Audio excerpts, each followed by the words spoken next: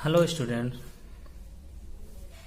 Class 8 Hindi lesson 4 दीवानों की हस्ती।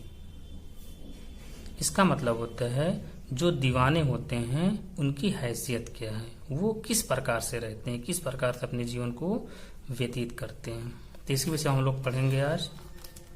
पहला श्लोक है, हम दीवानों की क्या हस्ती है, आज यहाँ कल वहाँ चले, मस्ती का आलम साथ चला, हम धूल उड़ाते जहां चले। इसका भावार्थ होगा कि संसार के कष्टों से बेफिक्र रहने वाले लोग, खुशी पूर्वक मस्ती में जीवन बिताने वाले लोग संसार के लोगों से कहते हैं, क्या कहते हैं कि हम दीवानों की क्या हैसियत है, वे एक स्थान पर टिकने और रुकने वाले नहीं होते हैं और दीवाने जिधर भी जाते हैं खुशियों का संसार उनके पीछे पीछे जाता, अर्थात जिस जगह जाते हैं उस स्थान को खुशियों से भर देते हैं। इसमें जो शब्द आया आलम, आलम मीन्स होता है संसार, हस्ती मीन्स होता है हैसियत।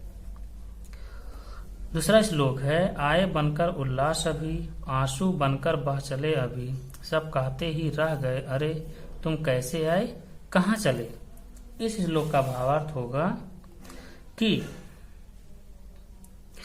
जब दीवाने वहां पहुंचते हैं तो वहां खुशियों को भरना चाहते हैं और जब वहां से वो जाने लगते हैं तो गांव वाले पूछते हैं, अरे कहाँ आए थे, किस उद्देश्य से आए थे, कहाँ जा रहे हैं।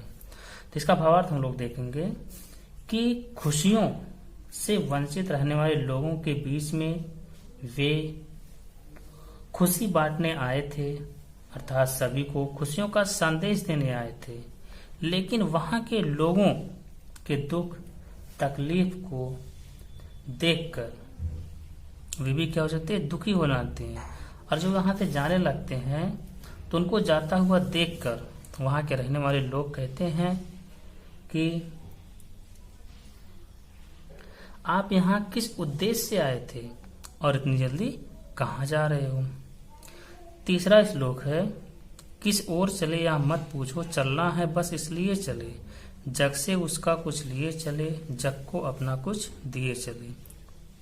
अर्थात जब गांव वहां के लोग पूछते हैं तो दीवाने उसका आंसर देते हैं कि किस ओर चले, इसके विषय में मत पूछो, इसके विषय में बताते हैं, जिसका भावार्थ होगा खुशियों से वंचित भिखमंगों की दुनिया में रहने वाले लोगों के पूछने पर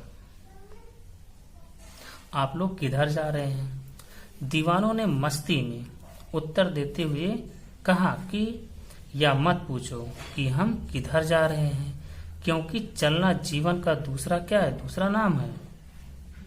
इसलिए खुशियों को लुटाते हुए हम चले जा रहे हैं, संसार से कुछ लेकर, अर्थात उनके दुख दर्द को लेकर उनके अंदर खुशियों का संचार कर देते हैं, अर्थात उनके मन में क्या कर खुशियां भर देते हैं और उसके बाद आगे चल देते हैं। इसके बाद है, दो बात कही दो बात सुनी, कुछ हंसे और फिर कुछ रोए, छक कर सुख दुख के घूंटों को हम एक भाव से पिए चले। अर्थात तो उनके सामने दुख भी आया, सुख भी आया, दुख में दुखी होते थे और जब खुशी मिलती थी तो उसमें खुश भी होते हैं।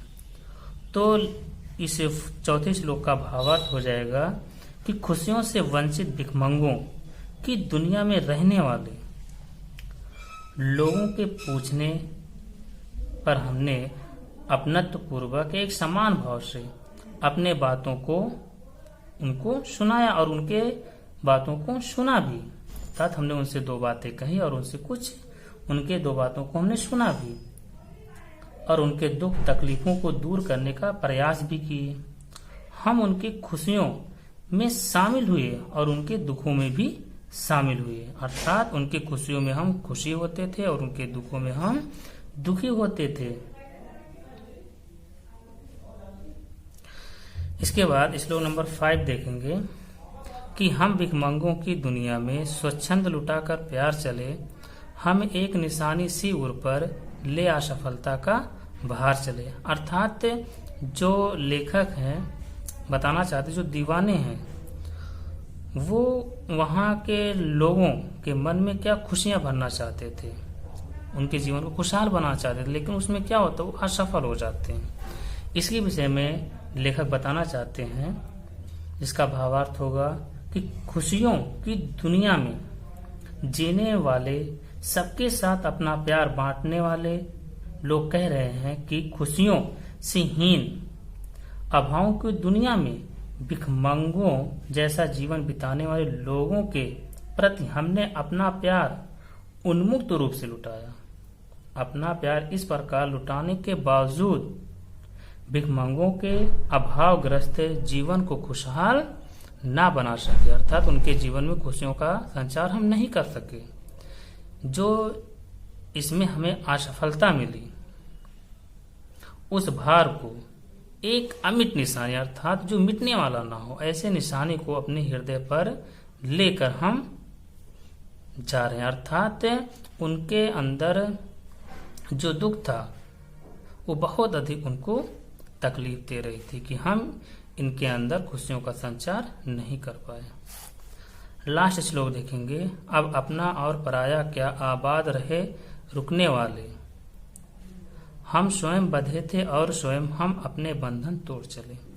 अब इसमें लेखक दीवानों के बारे में बताना चाहते हैं, जो वो अपने लिए एक बंधन बनाए थे, उस बंधन को तोड़ दिए। अर्थात कहते हैं हम स्वयं बंधे थे और स्वयं ही अपने बंधन क्या करते, तोड़ देते हैं। कि रुकते थे, सबके जीवन में खुशियां बांटना चाहते थे, तो जो नियम बनाए थे उसको खुद ही वो बनाए थे और खुद ही तोड़ देते थे। इसका भावार्थ हो जाएगा कि वे आगे बताते हैं कि हमारे लिए कोई अपना और पराया नहीं है, हम सभी को एक समान भाव से देखते हैं। हम सभी को एक समान भाव से देखते हैं।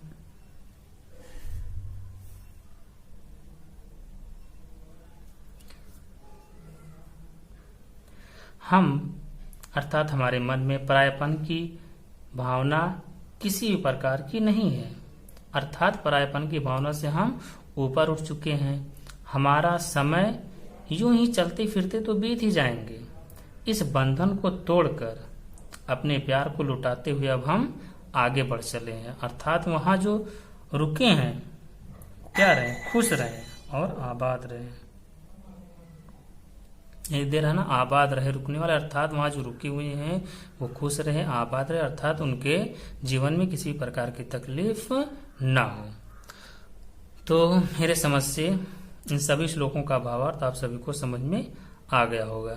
जो बताया गया इसको अच्छे से पढ़ेंगे और कॉपी पर लिखेंगे भी, जिससे इन सभी श्लोकों का भावार्थ आप सभी को अच्छे से समझ में आ जाए। फिर नेक्स्ट वीडियो में फिर इसके बाद आप सभी को जो क्वेश्चन आंसर है इन सभी का मटेरियल आप सभी के पास पहुंचा दिया जाएगा।